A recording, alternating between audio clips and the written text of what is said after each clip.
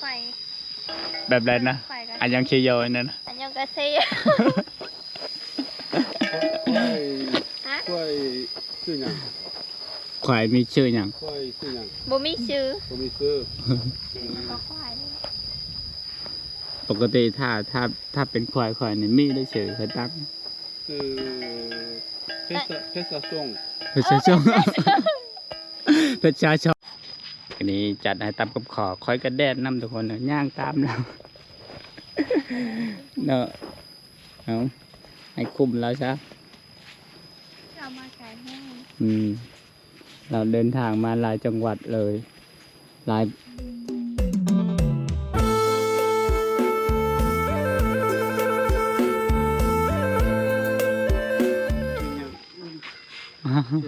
ว้าวจะบอกกินพี่เลยจะไปเถอะ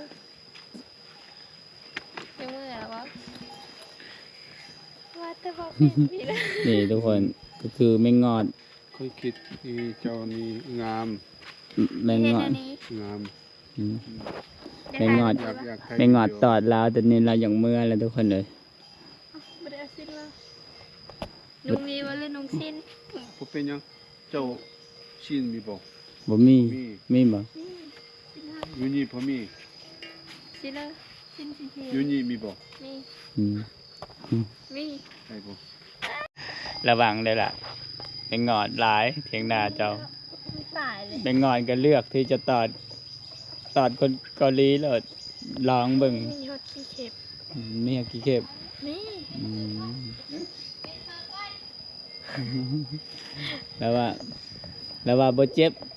อักพาคอยเมื่อแล้วว่าคอยหิวข้าวก็ว่า กินข้าวก็ยังมือ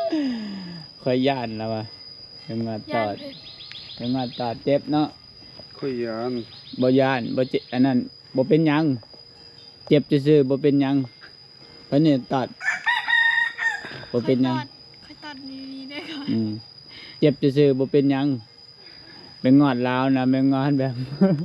ค่อยตัดนิ้วกากเลยค่อยไปกับเอาค่อยกะไปกับตอดมือ ตอนนี้น้องเพิ่นเต็งโตเนาะเดินหน้าบ่เจ็บเนาะนี่ก็แล้วว่าบ่เป็นหยังบ่เป็นหยังให้อยากเมื่อแล้วว่า สองมือก็ดี อยากไปห้องหมอจ้ะ ยังงานตัดไปห้องหมอแล้วทุกคนเอ้ย ตอดไปยังได้ คันโง่นี่ช้ำได้พกไหวบ่ดินะ ว่า อืม ด้วย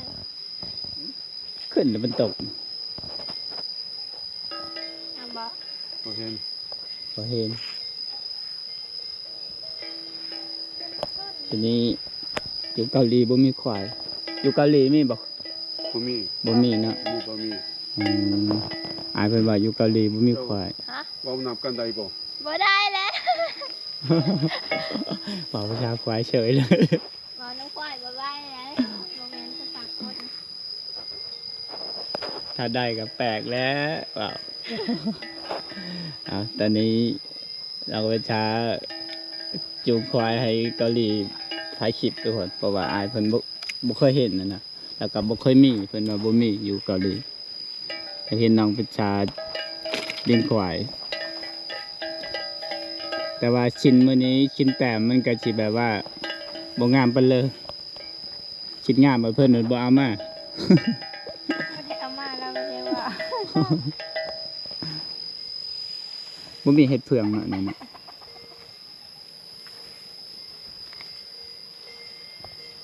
ทั้งหมดจักโตนะควายเนี่ย ทำตู้ 3โตเนาะอันนี้ก็เท่าแล้ว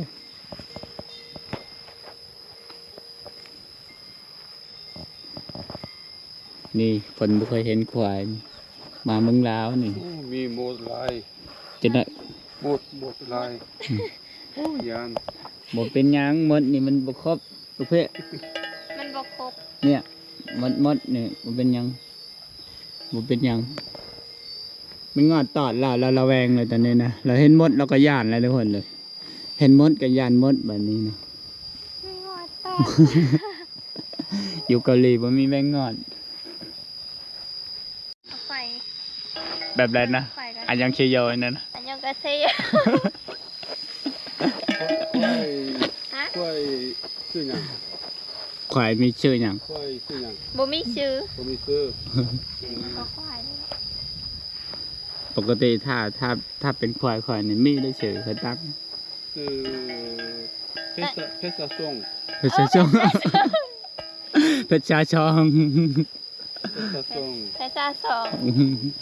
ควายเนี่ยไม่เจอ ควายดำได้นี่ขาวนะนี่ด เจ้าชีเข้า ำควายสีด ควายที่ดำ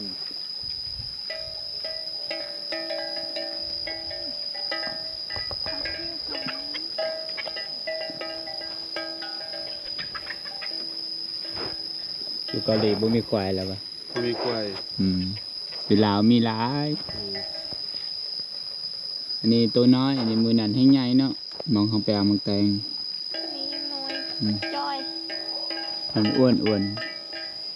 มือนั่นมีปิงความ ควายที่แท้พุทธ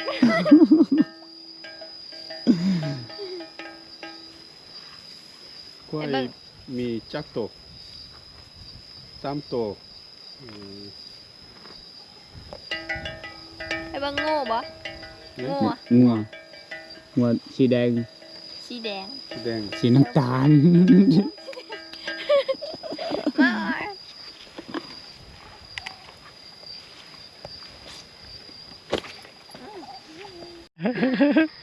า งาม ว่าภาษาลาวเก่งนี่ว่า มีปุ๋ยนะ มีภู ไก่เจอ มีผู้ มีภูเขา ไก่ภูเขา โอ้ดอกบัวหลายๆเนาะเอาบัดนะจอยอยากได้ดอกบัวเกาหลีมีบ่ดอกบัว มี มีเนาะ สีขาววะสีขาวหรือสีบัว ชีเข้าผมมี สีขาวก็มี บัว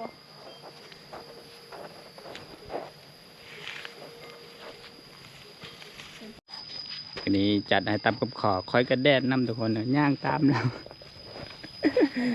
เนาะเอาให้คุมแล้วซะ เอามาไก่แห้ง เราเดินทางมาหลายจังหวัดเลยหลายแข่งขนาดทุกคน นี่เขาก็พาไอายเป็นอย่างเลาะถ่ายคลิปตามอันนะทุ่งนานี่แหละตามเดินเพราะว่ามันไปนั่นวิวงามทุกคน เดิมจะเขียวแล้วใส่ปุ๋ยเลยล่ะต้องไม่ได้ใส่เนาะตอนแรกว่าใช่ว่าจีแซมเข้าเหรอตอนแรก แดดเพิ่น คืออายเพิ่นตอนนี้แบบไม่งอดบัดตอดบัดเราไปยังเมื่อได้บัดนี้ฝาข่อยเมื่อข่อยว่าข่อยยังไปกินข้าวเลยนี่ทุกคนเอาก็ย่างเลาะตามชมวิวไปนำให้อายเพิ่นถ่ายคลิปจังน้อยพุ่นแล้วเฮากินข้าวพุ่นแล้วเฮาก็ได้จังเมื่อตอนนี้ก็เท่าอายคือเด็ดกันยังไงลมผู้บ่าวบ่ฮะ อ๋อ นี่FGทำให้บอใส่ถ่ายน้องลินดาได้หลายแน่ว่าปี2 ปีนี่ลินดานี่แช้งอันนะเพชรชาแล้วFGบอกเดี๋ยวก็อีก2 เดือนก็เข้าโรงเรียนแล้วนั่นล่ะเนาะเข้าโรงเรียนแล้วจะเอาเข้าโรงเรียน3 เดือนเนาะวันนี้น้องก็จะเข้าโรงเรียนบอใส่กับกลับไทยแล้วแบบนี้วันนี้ไม่ได้ไปใช้บ้อมเลย มาหน้ามึง มานาเนาะ มาแซมหน้า มาแสมหน้าวันนี้ท้ากินข้าว ท่านได้กิน ท่านได้กินข้าว หลังจากที่กินข้าวอิ่มแล้วก็ตอนแรงๆไปเลยเนาะ นี่ก็ตอนแรกเลย ตอนแรกเลยจังงงแล้วตอนนี้ เข้า นะ 2 โมงเลย จ้ะ ไม่เคยกินข้าวสาร ยั่งแล้วนี่ใครจะกินขนมอยู่ใครกินต้มปลานิ่มน้ำจัง ถ่ายแม่เอามา นี่แม่ พัมบอกก็ซอย าก พัมโบกเซอร์ พัมบอกว่าโซ พัมบอกก็ เซอร์ ซ กินข้าว 카오 남กิน 먹었어 น้ำเด้ 물 먹었어 บุบ 물 남 บู 물 บุญ 물 เบ้เดี๋ยวว่าคอยเจ้าเดี๋ยวว่าเดี๋ยวเลย 사랑해요 สารัง สลาเฮโยสลาเฮโยสลาเฮโยสลาเฮโย เอาบัดนี้ได้ครบภาษาบัด สบายดีเน้นๆด้วยว่าอายองกาเซโย 안녕하세요 อายองกาเซโย 보면 까세요 하세요 ฮาเซโย 안녕하세요 อืม อายองฮาเซโย คำสบิดะ 감사합니다 ขอบใจ 곱자이 ขอบใจ สบายดี ขอบใจ 파사 푸타이 그래요 คือเดียวแม่นแล้ว 파사 까올리 미 그래요 คือเดียว 어 คือเดียวว้าวคือเดียว 와우 그래 막펫 มาเพจ 막펫 까올리 파사 까올리 매운 거 좋아해요 เบลก็สวย 약 นะบ่ฮุ้งเอ้ย มาห้อง 파사 라오 송안 มาห้องอันนี้ หึ มาห้อง 마후 มาห้องที่เจ้าก็ต่ำๆนะเด็กมาแซ่บ 따마쿵 แต่ว่าเป็นมานะมาห้องห้องละล้าน 따마쿵 บังฮุ้งบังฮุ้ง 마쿵 ยังบ่ได้ต่ำ 마쿵 แม่นแล้ว 마쿵 포후 บ่ฮู้ บุ้ย เกาหลีบ่มีบ่บ่มีบ่ 마쿵 김치 คินชี แม่บ้าชีกระจังตังฮะ 김치 그래요 ชี 김치 그래요 โบแมนวะ บ่แม่นละบายาสละบ่แม่นละ 파파야 살라드 유라오 อืม 김치 유가올리 อื 그간 อ๋อ ม อยู่ได้นะแต่มาห้องอยู่คนในคีซี 유가올리 김치 คีซี 그간 มาปะยาสลัดอะไรกับกิบแรกได้ มื้อนี้มาเรียนภาษาเกาหลีนำอ้ายเพิ่นได้จัก คนเอิ้นในภาษาเกาหลีคนคน 사람 สรัม 사람 สลัม 사람 สรัมจำ สรัม สลัมเอโย 콘 사람 콘 คน คน 음, เฮโล 사람 เดี๋ยวมาซะ วัวได้จ้ะ สโย วัวได้นี่ สลัม เอิ้นว่าเลย สบายดีทุกคน อืม 소 โชว์ คนนั่นนี่ว่าสลัม 콘 사람 สลัมเฮโยครับ 사람 เฮ้ยเดี๋ยวมาซะสบายดีนะ เอา เฮโยเฮโย มาเรียนนำกัน 안녕하세요 สลัม คนสลัม เฮโยสลัม 거의학자오 사랑해요 สรัง ส แม่ ลัมเฮโย 음, บักตามาให้ นี่ ตามมาห้องชูก็เลยกิน เขียนได้เลย ฮะ เขียนได้เลย ตามมาห้องชูก็เลยกิน อืมเผ็ดได้ละมักเผ็ดได้ละ แต่เธอ หายอันน่ะเจ็บปวดไม่งอดตอด คุ้มค่า อุตส่าห์บินมาหลายพันกิโลไปถือไม่งอดบานปอดตอดซะงั้นเลย คุ้ม เมื่อนี้เราก็เล่าใช่มูแล้วพังแล้วคอยนะดวงบดีแล้ววะน่ะไม่งอดตอด เธอเป็นนี่ฮะแต่แบบ อืมมื่อนี้น้องเป็ดสาเพิ่นก็สิตำมะฮุ่งอีกแล้ว เรื่องมึงบริบอกว่าเอาหู มีเอฟซีถามว่ายังกินแต่ตำมะฮุ่งตลอดบ่เห็นแล้วเด้อเนาะอย่ากินแนวอื่นผัดบ่มีค่ะถ้าบ่เลยเจอดีก็ซื้อปลาหมึกก็ดีคือกันแล้วจะได้เปลี่ยนแนวเมนูกินเนี่ยเอฟซีคอมเมนต์ว่ากินแต่ตำมะฮุ่งคลิปยามใดก็เห็นแต่น้องเป็ดสาตำมะฮุ่งก็แต่ว่าให้น้องเป็ดสาเพิ่นเฮ็ดแนวเลิกก็คอมเมนต์บอกในเด้อทุกคนเด้ออย่าคอมเมนต์แนวอันนั้นอาหารทะเลหลายบ่ใส่บ่มีเงิน คันว่า FC เลี้ยงก็ใครอยู่ดอกเนาะทางเข้าหมู่บ้านน้องก็ยากอีก มากินเลยนี่ อันนี้ก็สิตำมะฮุ้งกินกับปลานิลเพราะว่า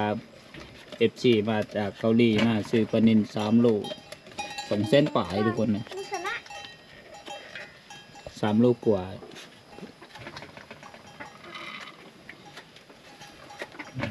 มื้อนี้ลองสิมือ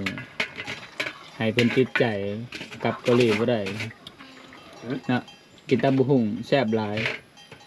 셋 เคยกินบ่ 거의 끼는 เคยกินเนาะ Trái thưa. หลายเทื่อแล้ว โอ้ข่อยละมักหลาย เอาไปย่านว่าลูกเป็นพ่ออยู่จ้ะลูกเป็นพ่อ ตอนนี้น้องเพิ่นก็ล้างมะฮุงแล้วตอนนี้ก็บ่ายสองแล้วมั้งยังบ่ได้กินข้าวเช้าอยู่บ่ใส่เลยถ่ายกินตำมะฮุงวันนี้คือสิแซ่บอยู่ดอกเพราะว่าบ่ได้กินข้าวเช้าเด้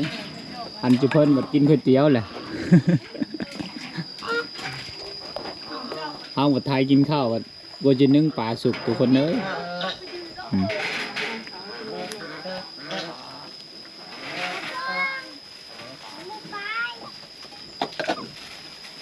สิมืดๆแน่มื้อนี้เด้ จ้ะ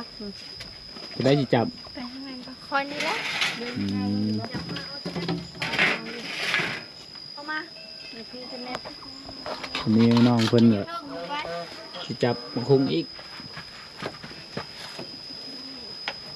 ไปยืม มืดบ่มืดก็ไปตู้พวกว่า